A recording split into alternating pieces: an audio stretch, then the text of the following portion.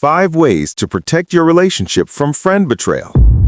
You watched the video on signs your best friend wants your man. If you didn't watch that, the link will be in the description of this video. You recognized some patterns. Now you need to know, how do you protect your relationship from friend betrayal before it happens? Because recognition after the damage is done is painful. Prevention before the betrayal occurs is powerful.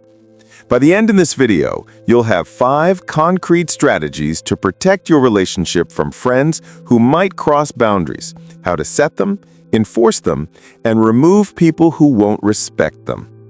Strategy 1. Set clear boundaries early about physical contact and alone time. Let's start with the foundation of protecting your relationship.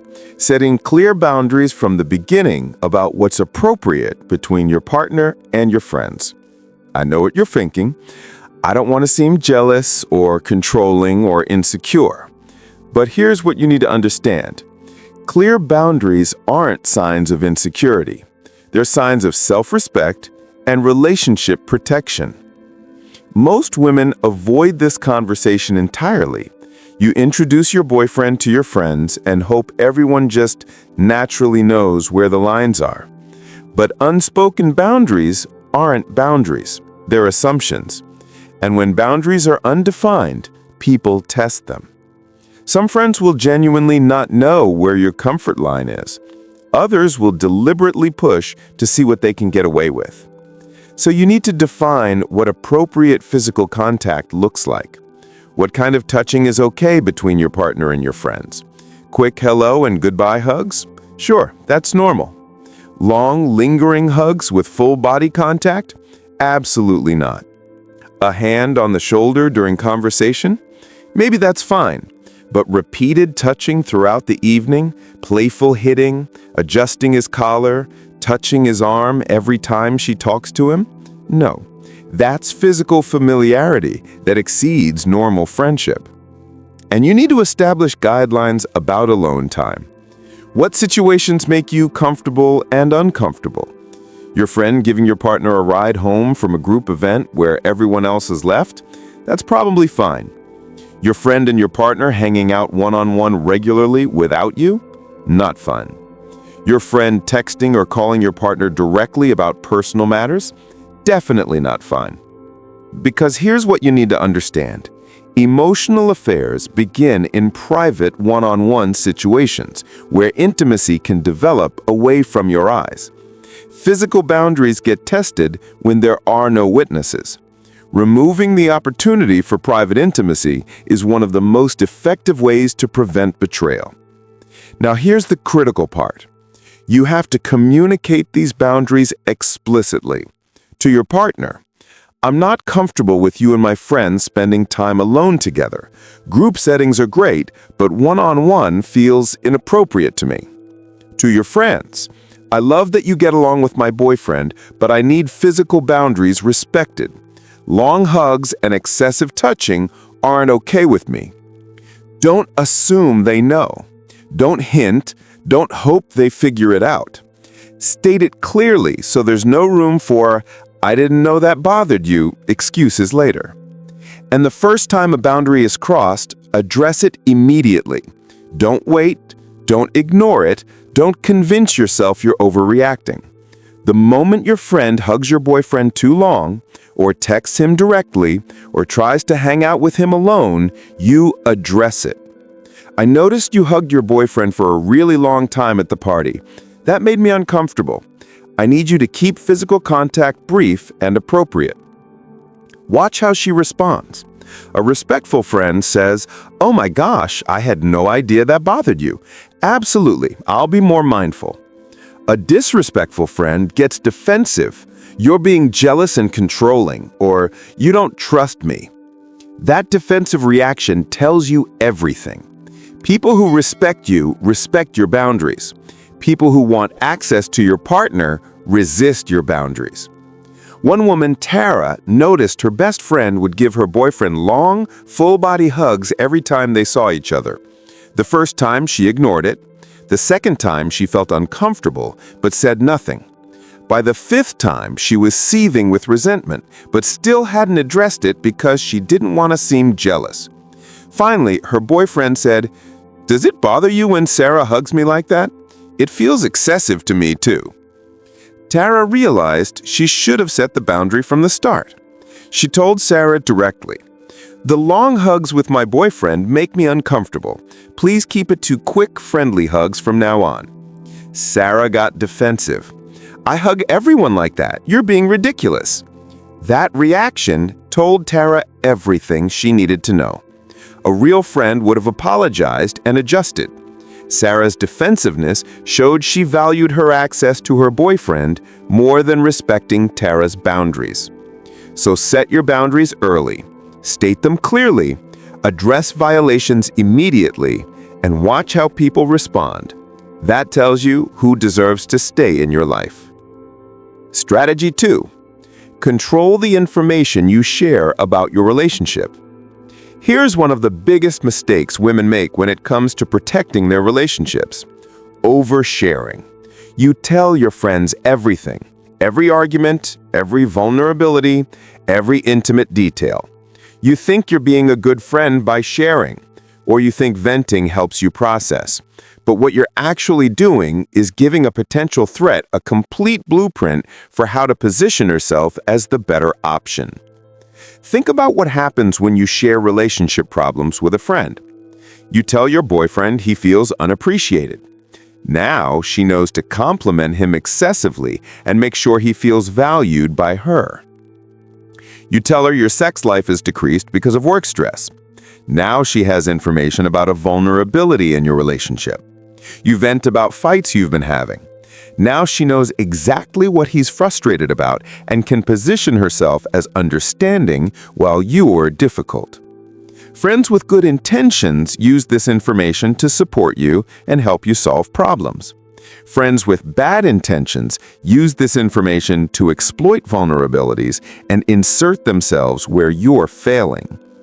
So you need to distinguish between support-seeking and oversharing. Support-seeking sounds like, "I'm frustrated because we've been arguing a lot about household responsibilities. Do you have any advice?" Oversharing sounds like, "He says I don't appreciate him enough and our sex life is terrible and he feels distant from me and I don't know what to do." The first shares a problem and asks for help. The second reveals intimate relationship vulnerabilities that create a detailed map for someone looking to exploit them. Be especially careful with sexual and intimate details. Information about your sex life, his body, intimate moments, deep relationship vulnerabilities, these should be private. Not because they're shameful, but because they're private. When you share these details with your friends, you're giving them information that creates inappropriate intimacy with your relationship. They don't need to know these things. And friends who constantly ask probing questions about your sex life or intimate details might be gathering information, not supporting you. Pay attention to who you tell what. Not all friends deserve the same level of information. Your most trusted friend who's proven herself trustworthy over years, maybe more detailed information is appropriate when you genuinely need support.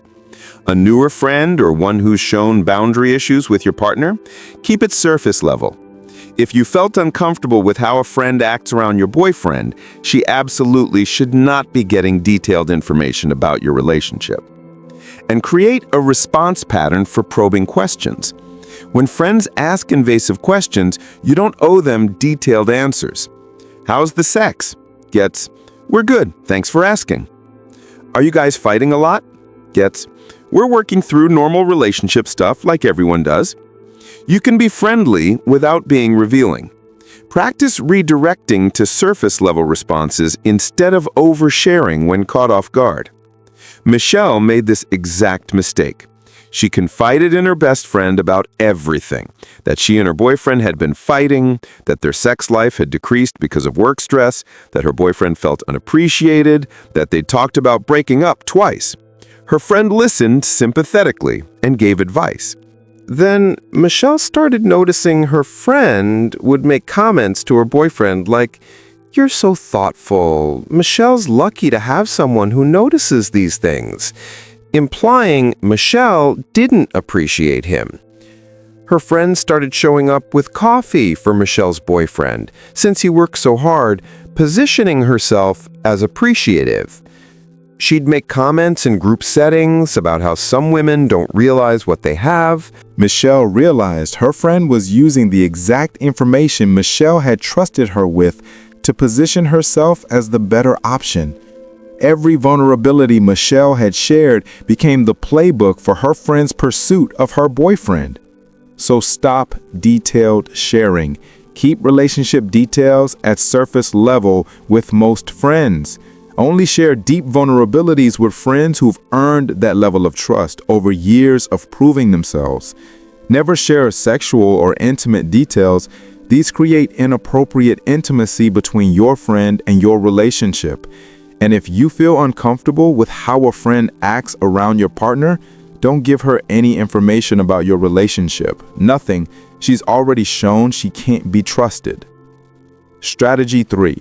Pay attention to your partner's boundaries and respect his discomfort. Here's a strategy most women completely miss. Listen to your partner when he tells you he's uncomfortable with one of your friends.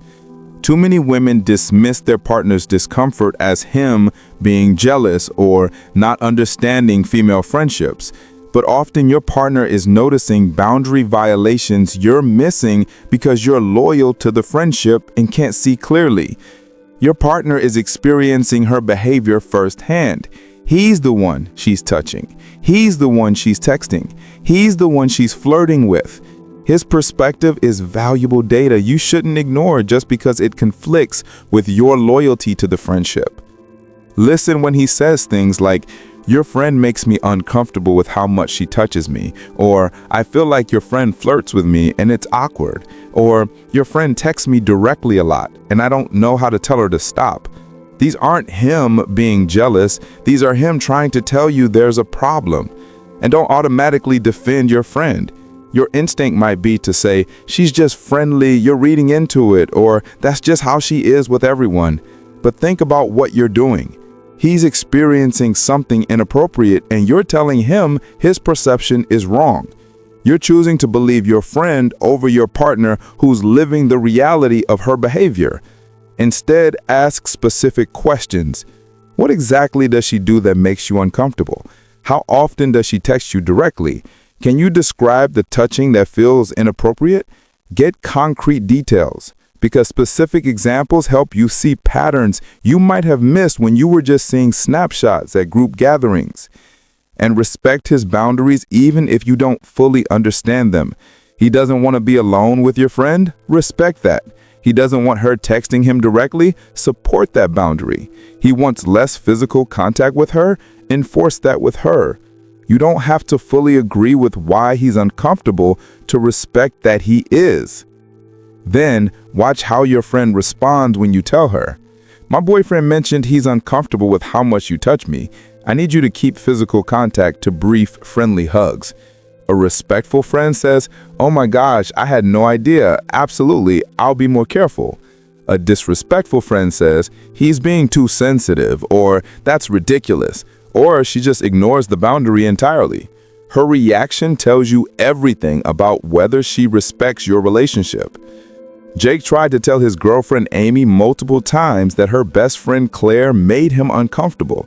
Claire would touch him a lot, text him directly about personal things, show up at their apartment when she knew Amy wouldn't be home.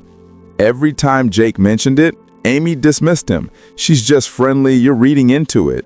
Jake eventually stopped mentioning it because Amy wouldn't listen. 6 months later, a mutual friend told Amy that Claire had been openly telling people she was waiting for Amy and Jake to break up so she could date him.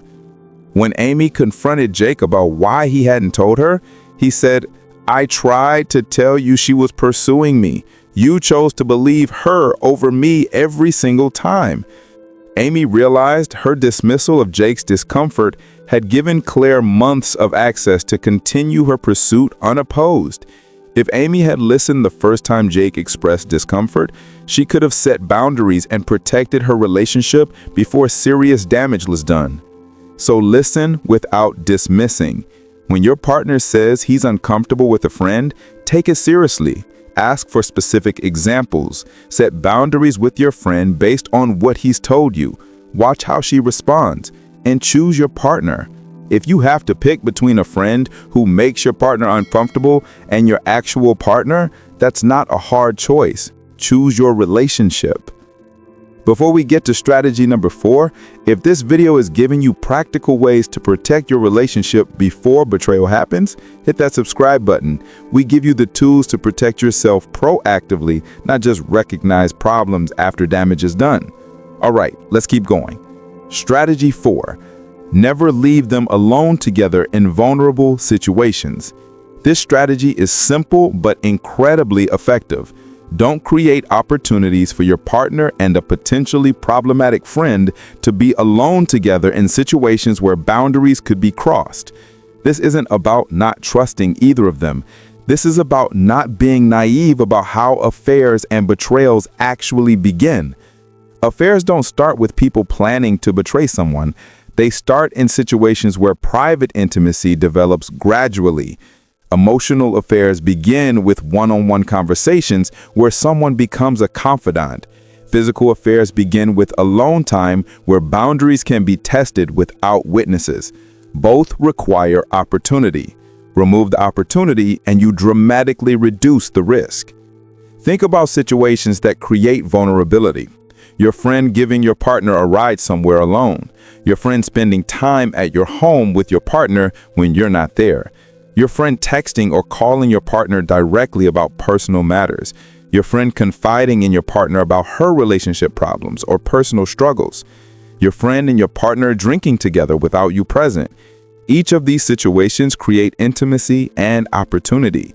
In healthy friendships, where everyone has good intentions, these might be completely innocent. But when you've already seen warning signs that a friend has inappropriate interest in your partner, these situations become dangerous. They're opportunities for emotional connection to deepen and physical boundaries to be tested when no one is watching. So set clear expectations. To your friend, I'm not comfortable with you and my boyfriend spending time alone together. I need you to respect that. To your partner, if my friend texts you directly or tries to hang out with you alone, I need you to decline and tell me about it. Both people need to know the boundaries so they can respect them. And if either one fights this boundary, you have your answer about their intentions. A friend with good intentions says, "Of course, I totally understand."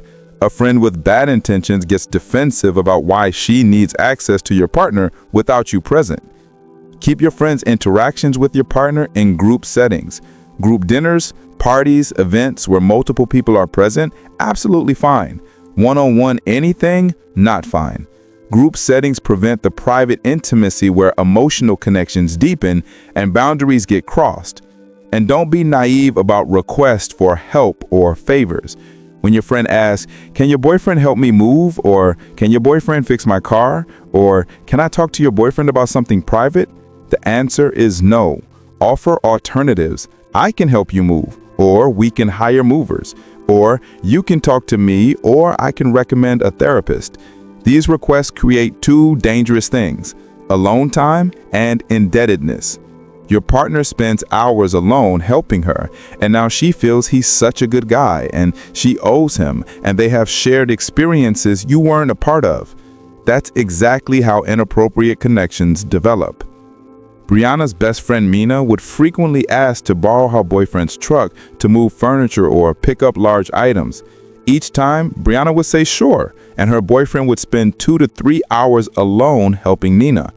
Nina would also text her boyfriend directly to ask for advice about guys she was dating, repairs on her apartment, work problems.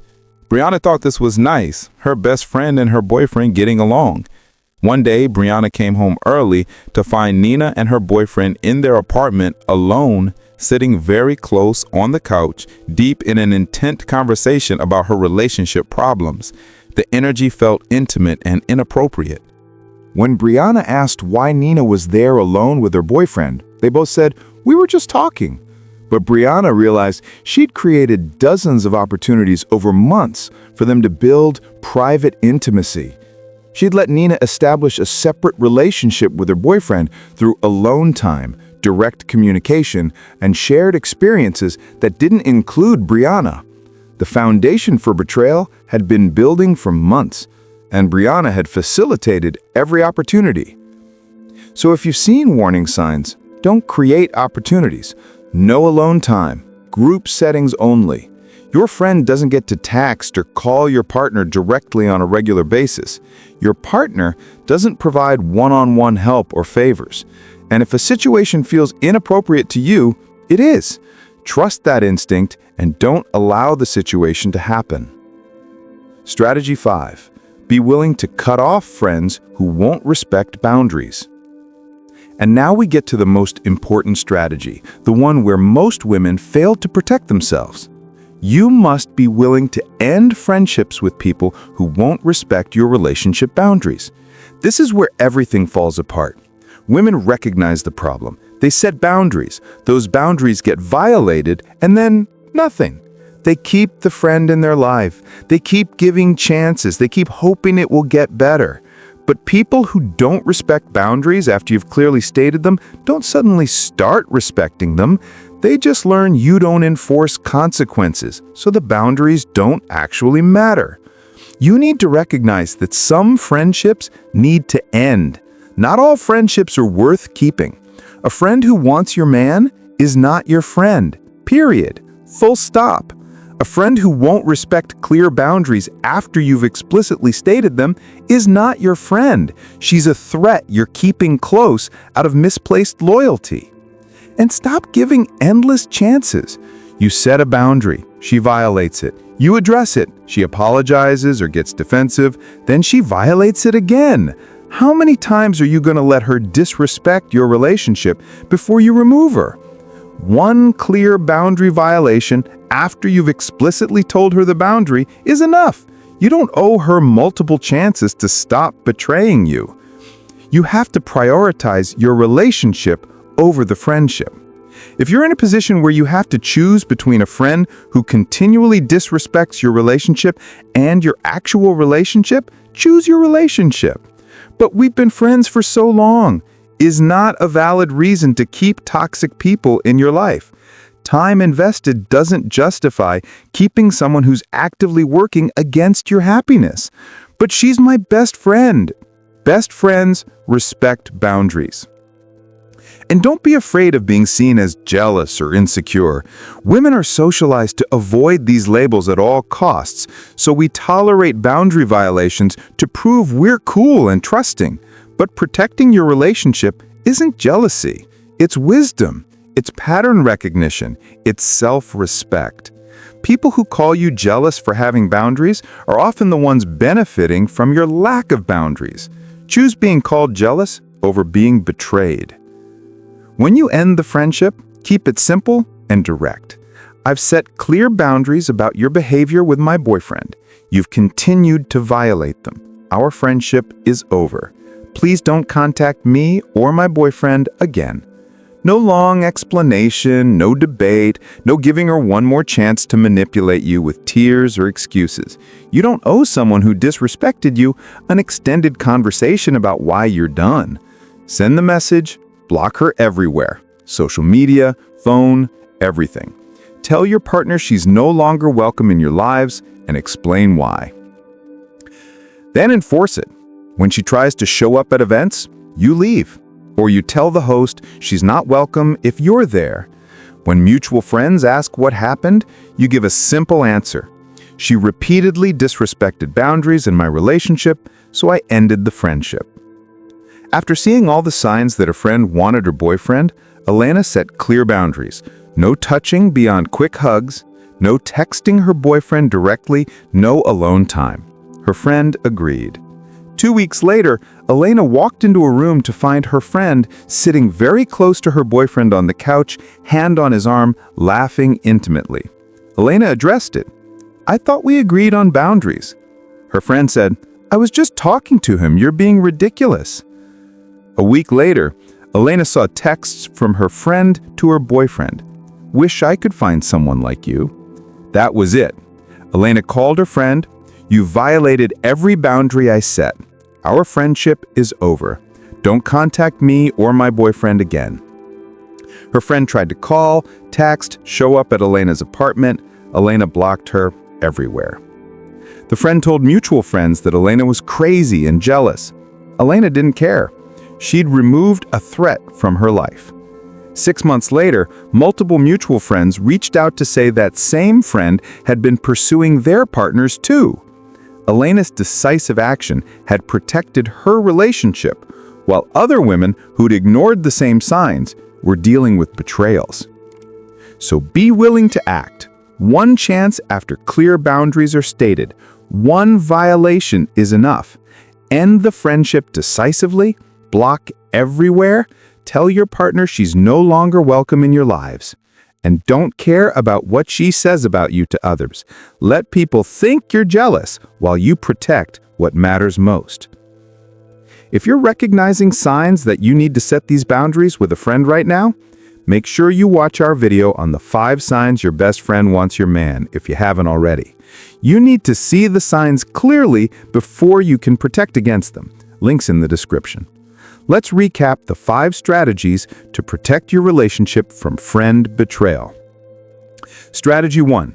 Set clear boundaries early about physical contact and alone time. Define what's appropriate and enforce it immediately. Strategy 2. Control the information you share about your relationship. Don't give potential threats a blueprint for exploitation. Strategy 3. Pay attention to your partner's boundaries and respect his discomfort. He's experiencing her behavior firsthand. Strategy 4. Never leave them alone together in vulnerable situations. Remove opportunities for intimacy to develop. And strategy 5. Be willing to cut off friends who won't respect boundaries. People who disrespect your relationship don't deserve access to your life. Protecting your relationship from friend betrayal isn't about being paranoid or controlling. It's about being wise. It's about recognizing that not everyone who calls themselves your friend actually is one. It's about valuing your relationship enough to set boundaries and remove people who won't respect them. The women who get betrayed by friends aren't the ones who were too careful. They're the ones who ignored warning signs because they didn't want to seem jealous or insecure. They're the ones who kept giving chances to people who kept disrespecting them. They're the ones who chose loyalty to a toxic friendship over protection of their relationship. If you're watching this because you've seen warning signs with a friend, you have a choice to make right now. You can ignore those signs, avoid setting boundaries, and hope for the best. Or you can act now to protect what matters most. Prevention is always easier than recovery. Setting boundaries today is always easier than healing from betrayal tomorrow. If this video gave you practical strategies, subscribe to this channel. We give you tools to protect yourself before damage is done. Drop a comment telling me which strategy you're implementing today. Or if you've successfully protected your relationship from a friend who crossed boundaries, share what you did. Help another woman avoid what you went through. You deserve friends who respect your relationship. You deserve to feel secure with the people you trust. And you deserve to be with a man who maintains appropriate boundaries with your friends. If any of these 3 aren't true, you have work to do. Set boundaries, enforce them, remove people who won't respect them. Your relationship is worth protecting, and you're the only one who can protect it.